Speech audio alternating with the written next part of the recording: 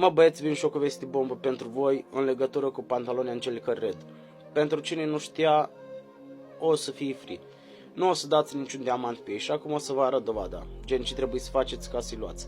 Intrați pe Free Fire Max, vă duceți în jos unde găsiți poza cu Gluș cu pantaloni Angelical.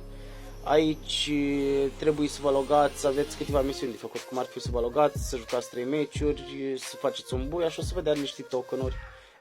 La 90 de tokenuri acumulate puteți da exchange la pantaloni Angelica roșii, deci puteți intra și voi să vedeți, gen să vă asigurați că așa o să fie. Tot ce vreau este să dați o distribuire la cât mai mulți prieteni să vadă și ei videoclipul ăsta, ca să fie și ei informați.